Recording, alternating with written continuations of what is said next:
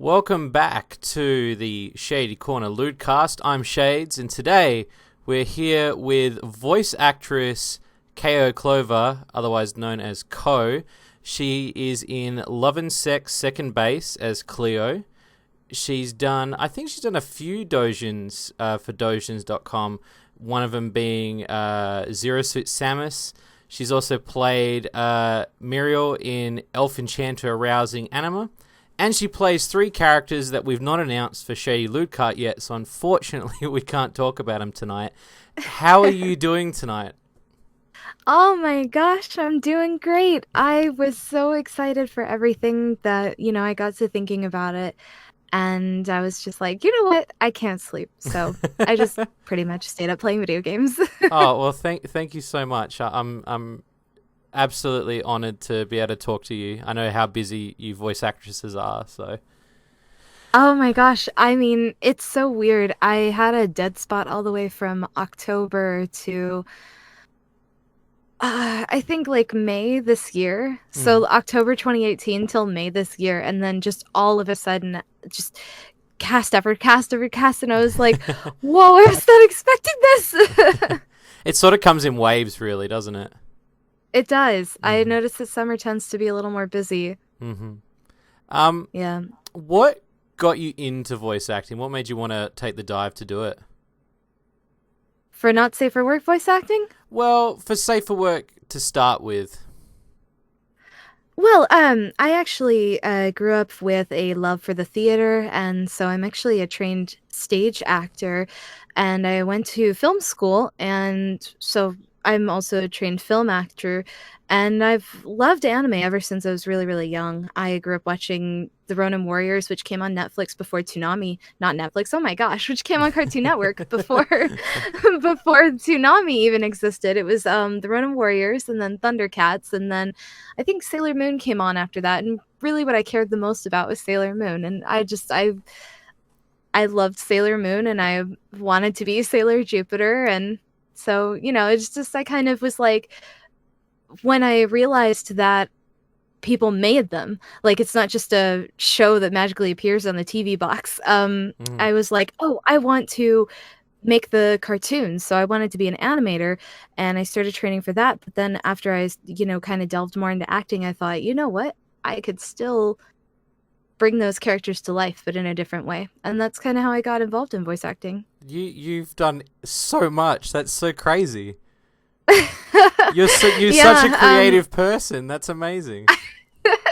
it's genetic. I've got artists all up in my family. Oh, Musicians, that's awesome. dancers, the whole nine yards. Yeah. Um, what made you get into the not safe for work side of voice acting?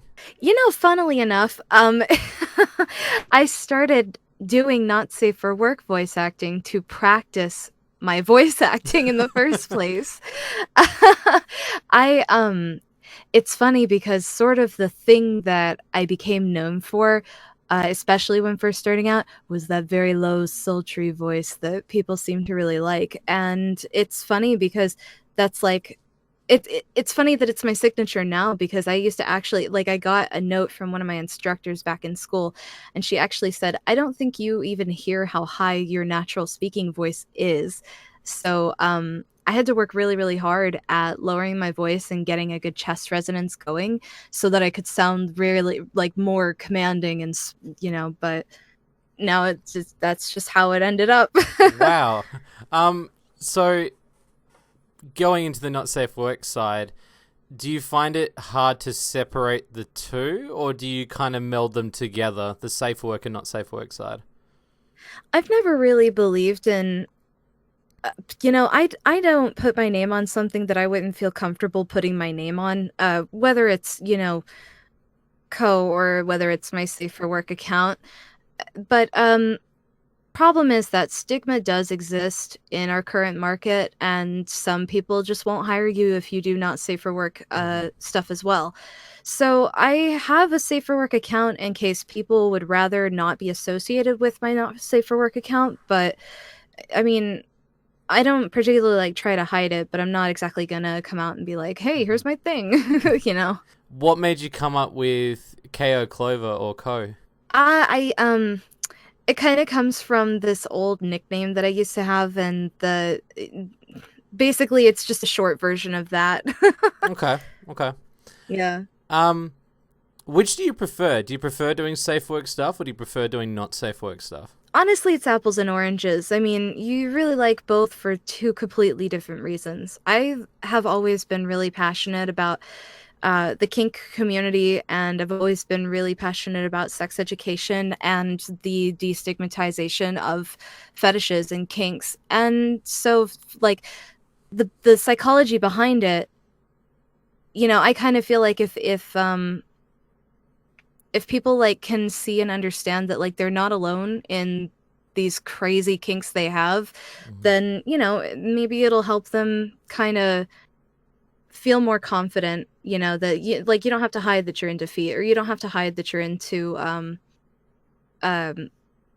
whatever it is, Yeah. robots. Yeah. Yeah. Like, we got weird stuff too, we all like it, it's all weird. But for the safe for work, I mean, there's emotions in both, of Mhm. course.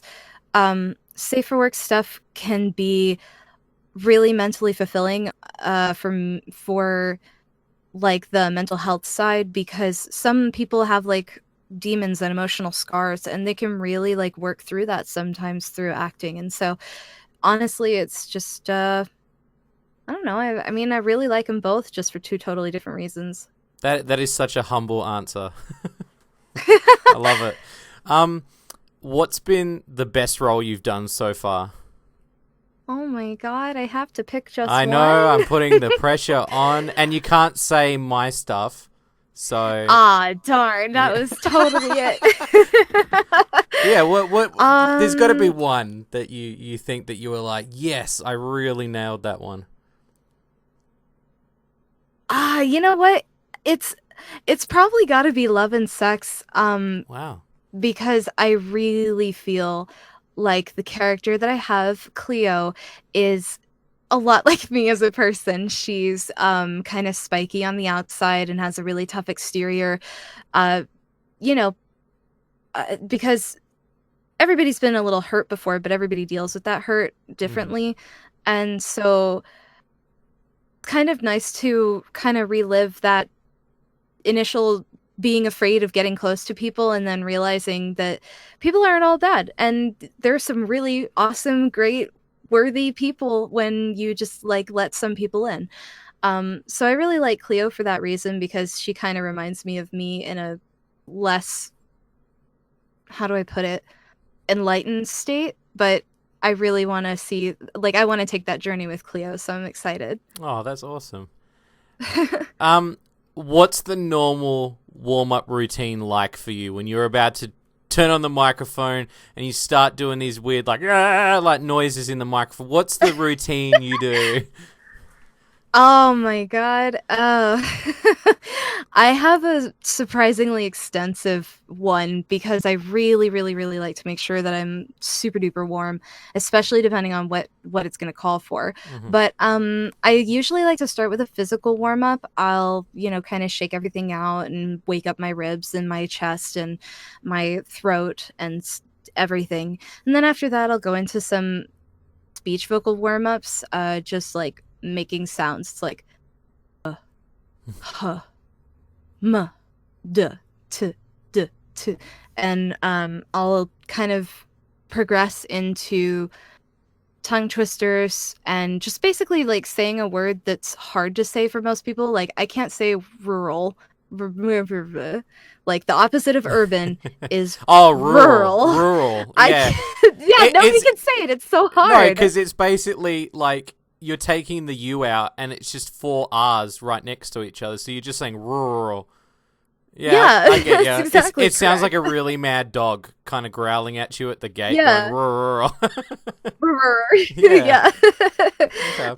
So I'll do that and just kind of take my time. And then sometimes I actually like to go ahead and do a little bit of a singing warm up, because um, I'm actually a first soprano, and that's the highest of all the sopranos. And Oh my god. so sometimes if I go ahead and sing that high, it allows my vocal cords to relax a little bit more so that I can get those lower tones.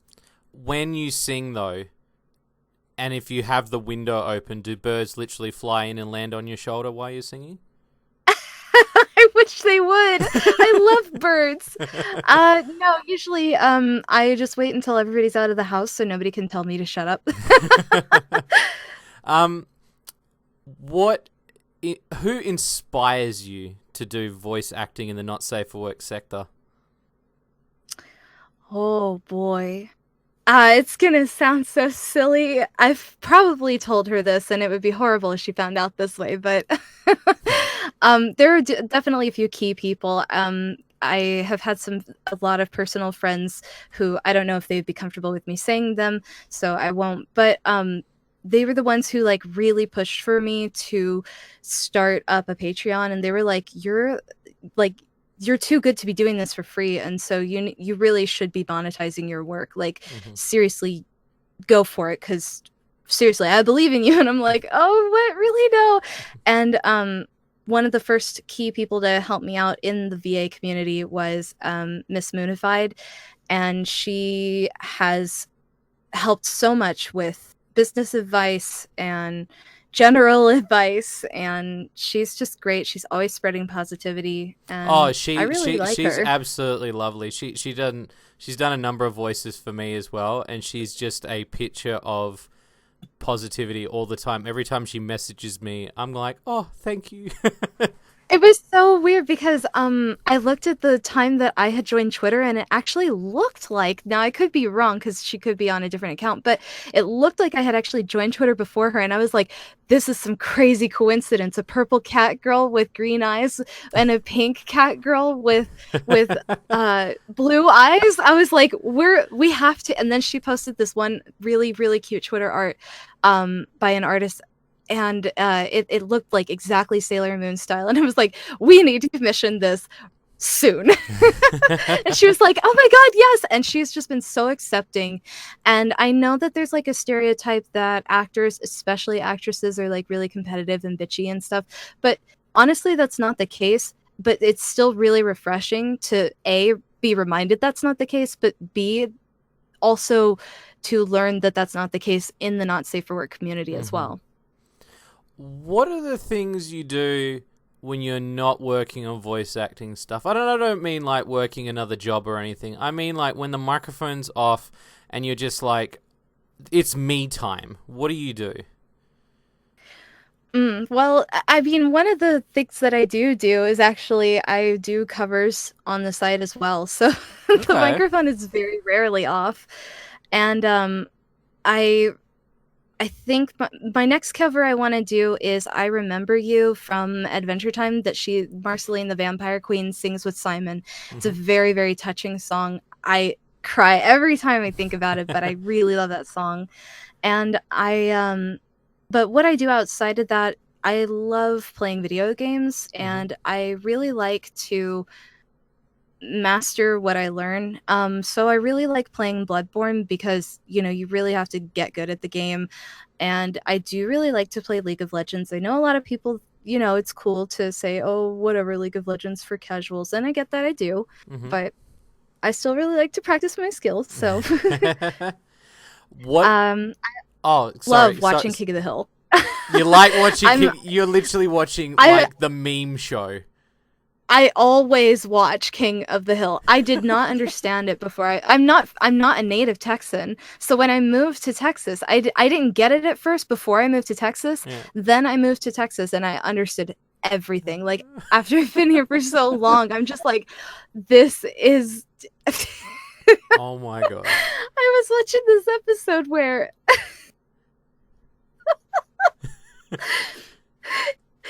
Hank finds out that he has a half brother who's Japanese, and they like go to Japan because his dad is a Pearl Harbor vet, and his half brother is like exactly like him except just Japanese.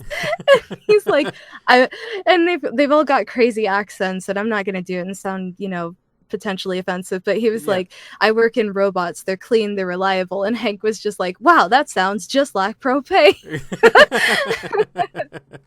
And I was just like, this show is crazy. So I love hearing about things outside of the industry just to sort of hear the real you just for a brief second, and that is honestly it was the most unexpected answer I thought I was going to get for that, and I love it. It was so wholesome. Thank you. You gotta expect the unexpected. It's very true.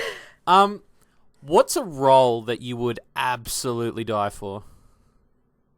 Oh, jeez. You'll turn to another voice over. actress and you'll say, look, you go for this, but I'll kill you. I need this role. Oh man. Yeah. Oh. Oh geez. Oh gosh. There's so like it. That's such an overwhelming question. Yeah. Oh, I love everybody. That's literally my problem. Is I just love everybody. Yeah. there's good in everyone. No, that's Oh hey, my god. that if you don't have an answer for what role you would pick, that is completely fine. Yeah, it's because like I know a lot of people if they're listening to this, they might say she's gonna say Sailor Jupiter, but I don't know. There are like so many other people. No, I know. I would absolutely throw daggers to play Toru Honda in Fruits Basket. Okay. Fruits Basket. I love Fruits Basket actually, so I can see that. It is absolutely one of my top favorites. I was reading the manga as the show was coming out, and when the show ended, basically because the manga took so long that the show kind of like ran out of stuff to do in the show. But when the manga started up again, I just read it the whole way through, and I kept with it throughout high school, and high school was not a good time for me. So quite literally, Fruits Basket has saved my life. And that's Toru awesome. Toru has saved my life. And I hope one day I can tell Natsuki sensei that her character has saved my life. What advice would you give for people who wanted to get into voice acting, and what advice would you give people that would want to get into the not safe for work side of it? Well, acting is acting. You can certainly teach how not to puff into a mic. You can teach how to set up. You can teach how to edit sound and make Foley, but you can't really teach the emotion that a character needs. You can teach the technique, obviously, and everything like that, but you've got to have the passion to want to act. You've got to have a passion for excellence. You've got to have a passion of truth-seeking and really wanting to hold up a mirror to society and just honestly be like, this is my true real life, whatever your character's going through. So definitely, if somebody is interested in beginning, they've got to, make sure that their acting is solid. Take some workshops if you haven't. Go to school if that's the path that you want to do. I'm in a lot of debt because of it. I don't recommend it. you can take workshops and pretty much get a really good feel on whether or not it will be for you. Acting is work. It's a lot of reading. You're constantly working with scripts. You're also constantly annotating. It's partially like being a literature analysis and partially just being a creative brain. You definitely, when you're thinking of scripts, what's your motivation here? We have what's called action verbs, where we think of what's going on in the scene and we think, I want to, and then we put a verb in, and that's kind of like the key to what motivates us in that moment. And so, like, say I want to convince, well, how am I going to convince? And you have to ask yourself all these little tiny mundane detailed questions, like things that people wouldn't even think about. But I mean, when you're building a character from the ground up, people are so different and so varied, and that's just like the mental part of it. You got to think about the emotional part of it. You got to think about the physical part of it. I mean, in voice acting, it's you're lucky because you don't have really the physical part being scrutinized the way that it would be on stage or on film. And as far as other tips would go, better quality acting and better, more solid technique is usually going to beat out poorer sound quality. So it's important to get a decent microphone that is an XLR and not a USB. USBs, I've heard a lot of great things come out of the Yeti Snowball and the Yeti Blue, but depending on the kind of work and the intensity and how serious you want to get, you're gonna want to upgrade at some point in time. Of course. Mm-hmm. Before I get to the final wrap-up of this interview, because we've just absolutely flown through it, I want to play this little game. I haven't really named this one because what I do with developers, I play a completely different game with them. But this game is basically, I'm going to give you a sentence, and then what I'm going to do is I'm going to tell you to read it in a specific type of way. So this sentence is completely random. I got it from a random website, and it basically generated it. So the sentence is... Everything and more shot the sheriff. Sex jumps both ways. So what I need you to do is the first thing I want you to do is I want you to read it as a feisty character. Everything and more shot the sheriff. Sex jumps both ways. Okay. Sultry. Everything and more shot the sheriff. Sex jumps both ways. Oh my god. I like this game. Shy. Everything and more shot the sheriff. Sex jumps both ways. Evil. Everything and more shot the sheriff. Sex jumps both ways. Goofy. Yes, I love this voice. Everything and more shot the sheriff. Sex jumps both ways. Oh my god. Did I do that? Oh, that's brilliant. Two more. Manly. Give me so many more. You could give me tons. Oh. Manly, huh? Yeah. Okay, wait. Omae wa mo shineru. Okay. Everything and more shot the sheriff. Sex jumps both ways. That was not really manly at the end of that. Wait, let me try that again. No, go for it. Everything and more shot the sheriff. Sex jumps both ways. A monster. Usually those use voice filters. Mm-hmm. Let's see what we can do. Everything and more shot the sheriff. Sex jumps both ways. Oh my god. I guess it's a freaking gremlin. I don't know. Oh, it's so good. That's all the ones I could think of. If you can think of any more, you're more than welcome to add to that. Oh my god, I do League of Legends impressions. Watch your mouth, kid, or you'll find yourself respawning at home. How do you like my guns? Shock and nothing but powder monkeys. That's so spot on. I really love Miss Fortune. Oh, She's great. I love it. Thank you so much for playing that little game with me. I find that it's a really good sort of... The thing that I do with the developers is I actually give them random words and they have to come up with a not safe for work game. They have to pitch me a game. And so far, the games have been disgustingly weird. So this is actually kind of refreshing too. Where can people find you? On the World Wide Web. They can find me on Patreon at patreon.com/Ko Clover VA. They can also visit my website at kocloverva.com, but I have gotten some feedback that for some reason some people aren't able to access it. One person was in the States, one person was in Europe. I don't really know what the discrepancy is yet, but I'm working on trying to move to a domain that is a little more accessible and a little more not safe for work, VA friendly. You can also find me on Twitter at ko_clover_va.com, just regular ko_clover. Ko blah blah blah. I keep wanting to say dot. I actually recently lost that account. I woke up one day and had no account. So I reached out to support, didn't receive anything back, and so now I'm kind of having to build that from the ground back up. But you get knocked down, you do it again. It's just like Chumbawamba, Well, don't worry. We'll all make sure we chip in to make sure that you get the numbers back that you deserve. Oh, you guys. Oh, I hit my mic on accident because I put my hands to my face. You did the most unprofessional thing in voice acting history is to hit the mic. I did it in real life.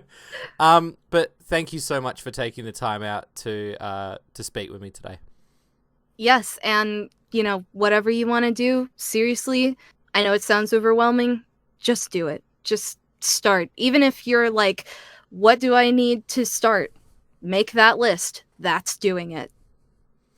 That is that is one hell of an inspirational quote to end on for today's podcast. So thank you, Clover, for being here today. And thank you, peeps, for listening to another episode of Shady Corner Lewdcast. And you will see me next time. Goodbye.